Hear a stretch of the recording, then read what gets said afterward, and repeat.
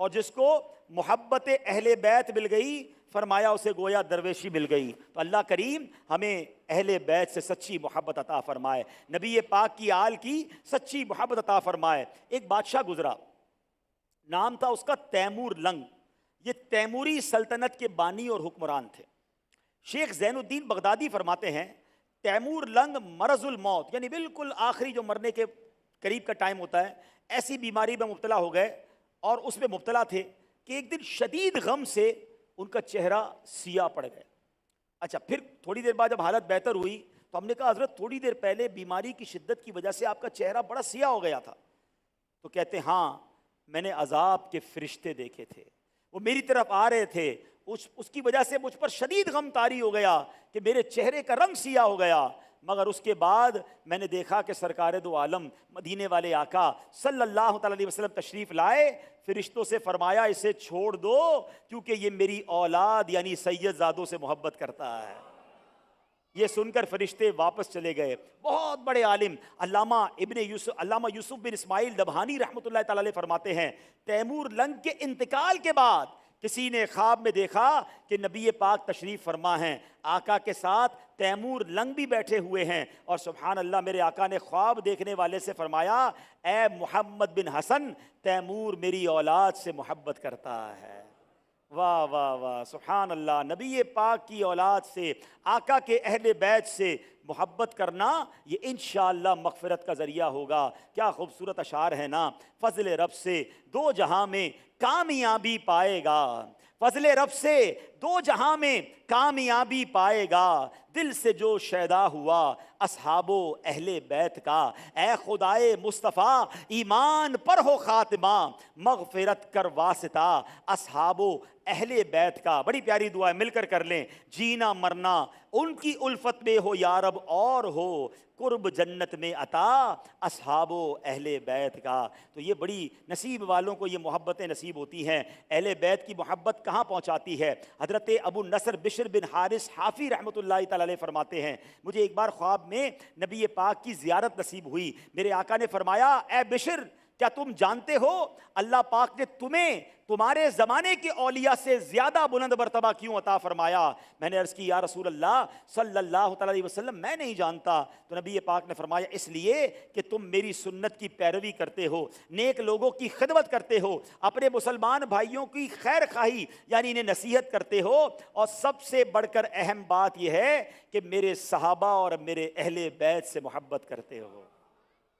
یہی وہ اسباب ہیں جنہوں نے تمہیں نیک لوگوں کی منزل تک پہنچا دیا ہے۔ اللہ اکبر، اللہ ہمیں نبی پاک کے اصحاب کی اور اہل بیت کی محبت سے مالا مال فرمائے۔ بڑے بڑے پیارے اشعار ہم شجرے میں پڑھتے ہیں نا، آئیے مل کر، جمعرات کی رات بھی ہے، محرم کا مہینہ بھی ہے، ہاتھ اٹھا کر پڑھتے ہیں۔ ہو بے اہل بیت دے آلے محمد کے لیے، کر شہید عشق حمزہ پیشوا کے واسطے، اور دو جہاں میں خادم آل رسول اللہ کر، دو جہاں میں خادم آل رسول اللہ کر، حضرت آل رسول مقتدیٰ کے۔ کیا بات ہے! اب دیکھیں حدیثوں میں کس صراحت کے ساتھ نبی پاک نے اہل بیت سے محبت کرنے والوں کے فضائل بیان کیے۔ میرے آقا فرماتے ہیں نبی پاک کی حدیث، لا یؤمن عبد حتی اکون احب الیہ من نفسہ، فرمایا کوئی بندہ اس وقت تک مومن نہیں ہو سکتا جب تک میں اس کو اس کی جان سے زیادہ پیارا نہ ہو جاؤں، یعنی اپنی جان سے زیادہ بھی کس سے پیار کرنا ہے؟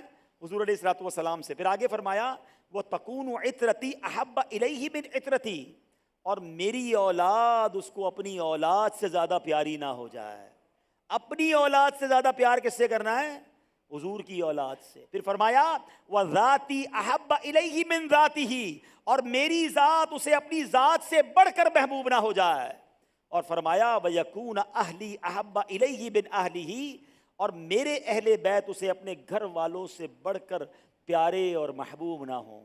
میرے اور آپ کے کامل مومن ہونے کی دلیل یہ ہے کہ اپنے گھر والوں سے زیادہ نبی پاک کے گھر والوں سے محبت ہونی چاہیے، اپنے بچوں سے زیادہ حضور کے بچوں سے پیار ہونا چاہیے۔ یہ ایمان کا تقاضا ہے، یاد رکھیے گا۔ حضرت عبداللہ ابن عباس رضی اللہ تعالیٰ عنہما سے روایت کہ نبی پاک علیہ الصلوۃ والسلام نے فرمایا احب اللہ لما یغزوکم من نعمہ، اللہ پاک سے محبت کرو کیونکہ وہ تمہیں نعمتیں عطا فرماتا ہے۔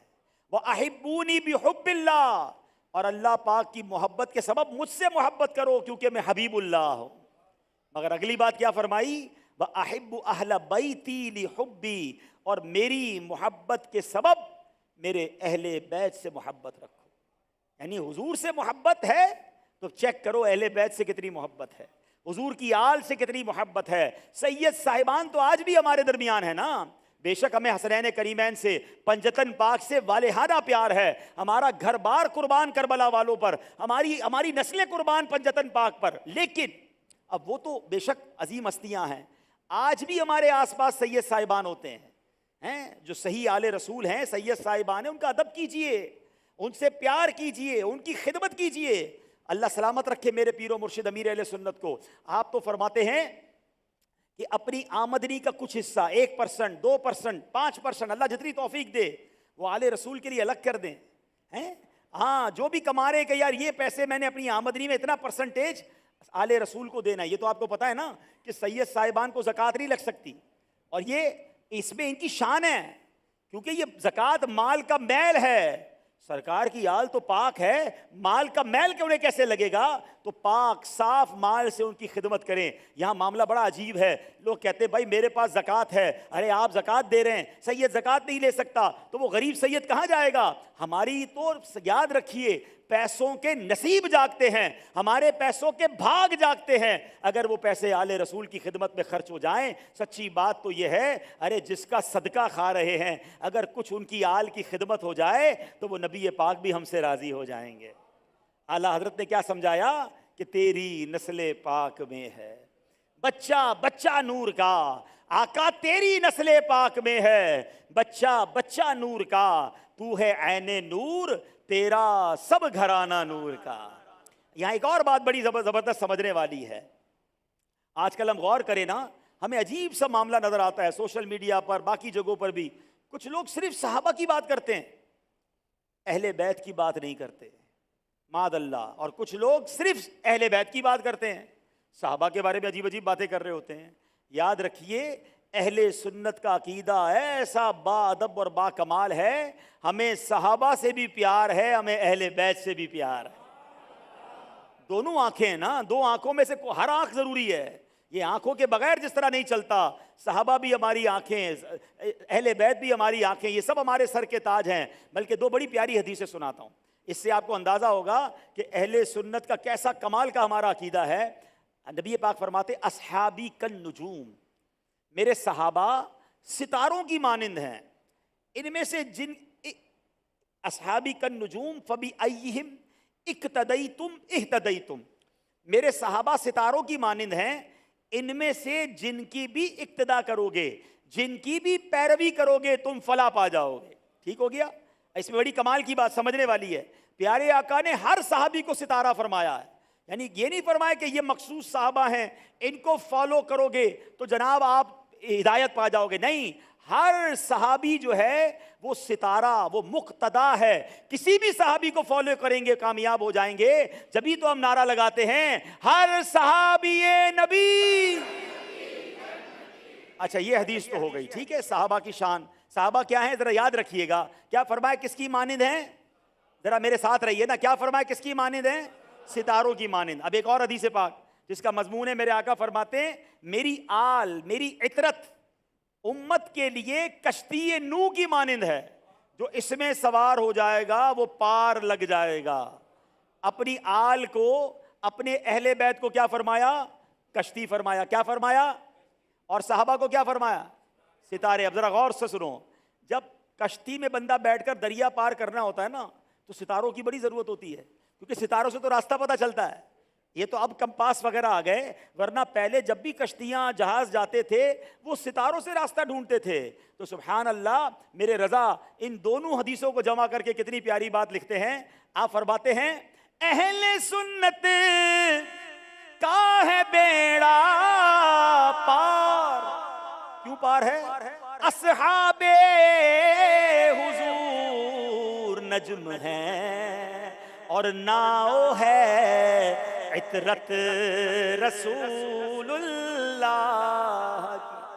ہماری کشتی بھی مضبوط ہے کیونکہ ہمیں اہل بیت سے پیار ہے. ہم اہل بیت کی کشتی میں سوار ہیں اور ہمیں راستہ دکھانے والے ستارے صحابہ ہیں. تو انشاءاللہ اپنا بیڑا, تو صحابہ سے بھی پیار, اہل بیت سے بھی پیار, اور اہل بیت سے والہانہ پیار. آپ فضیلتیں سن رہے ہیں کہ ایمان کا تقاضا یہ ہے کہ اپنے بچوں سے زیادہ پیار کرنا ہے تو نبی پاک کے بچوں سے کرنا ہے. اپنی فیملی سے زیادہ محبت کرنی ہے تو حضور کی فیملی سے محبت کرنی ہے. اور آج بھی جو سید صاحبان ہمارے درمیان ہیں, ادب کریں, پیار کریں, خدمت کریں, اپنی کمائی کا کچھ حصہ ان کے لیے رکھ لیں تو انشاءاللہ یہ آپ کے لیے آخرت کا, اللہ نے چاہا مغفرت کا اور نبی پاک کی شفاعت کا سبب بنے گا. سبحان اللہ. اب سنو, جب نبی پاک کی خدمت کرو گے نا, آقا کی آل کی خدمت کرو گے اور ان کی اہل بیت سے محبت کرو گے تو ملنا کیا ہے. بڑا پیارا منظر آپ کو بتاتا ہوں. امام عالی مقام امام حسین رضی اللہ عنہ روایت کرتے ہیں کہ ایک دن حضرت مولا علی شیر خدا کرم اللہ تعالی وجہ الکریم نبی پاک علیہ الصلوۃ والسلام کی خدمت میں حاضر ہوئے اور پیارے آقا نے فرمایا, اے علی, وہ 4 لوگ جو پہلے جنت میں جائیں گے ان میں ایک میں ہوں, ایک تم ہو اور 2 تمہارے بیٹے حسن اور حسین ہیں جو پہلے 4 جنت میں جائیں گے.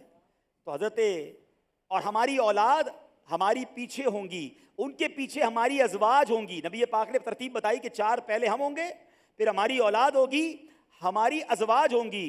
آئے ہے مولا علی شیر خدا نے ہم غریبوں کا کیسا پیارا خیال کیا. شیر خدا مولا علی کہتے یا رسول اللہ, ہمارا گروہ یعنی ہم سے محبت کرنے والے کہاں ہوں گے؟ آقا فرماتے تمہارا گروہ تمہارے پیچھے پیچھے جنت میں جائے گا. ہاں, میں تو پنجتن کا غلام ہوں. ہم مولا علی سے ہمیں پیار ہے, امام حسن سے پیار ہے, امام حسین سے پیار ہے, بی بی فاطمہ سے پیار ہے, سید صاحبان سے پیار ہے, آقا علیہ الصلوۃ والسلام کے اہل بیت سے پیار ہے. انشاءاللہ اپنا بیڑا, ہاں, ان کے پیچھے پیچھے جنت میں جائیں گے. باغ جنت میں محمد مسکراتے جائیں گے, پھول رحمت کے جھڑیں گے ہم اٹھاتے جائیں, اور خلد میں ہوگا ہمارا داخلہ اس شان سے, یا رسول اللہ کا نعرہ لگا. نعرہ رسالت, نعرہ رسالت, ہر صحابی نبی, نعرہ حیدری. انشاءاللہ بیڑا پار ہے, سب سے پیار ہے اور ان کے پیچھے پیچھے انشاءاللہ جنت میں جائیں گے انشاءاللہ. اب سادات کرام جو ہمارے درمیان موجود ہیں, ہم نے ان کے ساتھ کیا خیر خواہی کرنی ہے, ہم کیا ایسا کریں کہ جس میں انشاءاللہ ادب صحابہ میں ہم بھی شامل ہو جائیں. ایک بڑے ولی کامل ہیں حضرت علی خواص رحمۃ اللہ تعالی علیہ. اب بڑے کامل ولی تھے, سادات کرام کے ادب پر بہت زور دیا کرتے تھے. فرماتے ہیں سادات کرام کے حقوق میں سے یہ حق بھی ہے کہ ہم ان پر اپنی جانیں قربان کر دیں کیونکہ حضور علیہ الصلوۃ والسلام کے یہ جگر کے ٹکڑے ہیں. سادات کرام کے آداب میں سے یہ بھی ہے کہ ان کے سامنے خود کو نہ دیکھیں بلکہ ادب سے پیش آئیں, ان کی ضرورتیں پوری کریں, خود کو ان پر ترجیح نہ دیں.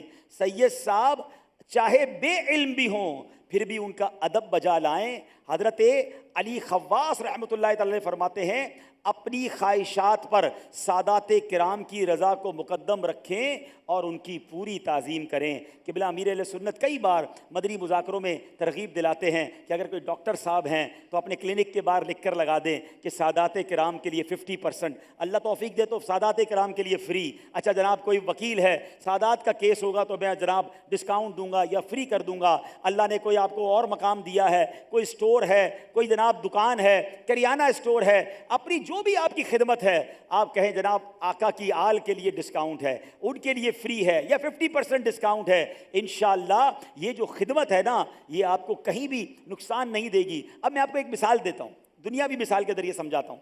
ایک آپ کا دوست ہو، آپ کے پاس جب بھی آئے آپ کے بچوں کے لیے تحفہ لے کر آئے، جب بھی آئے آپ کے بچوں سے پیار کرے، جب بھی آئے آپ کو پوچھے بچے آپ کے کیسے ہیں، یار یہ آپ کے بچوں کے لیے تحفہ لے جائیں، آپ کو وہ دوست کتنا اچھا لگے گا، یار میرے بچوں کی خدمت یہ کر رہا ہے، میرے بچوں سے یہ پیار کر رہا ہے۔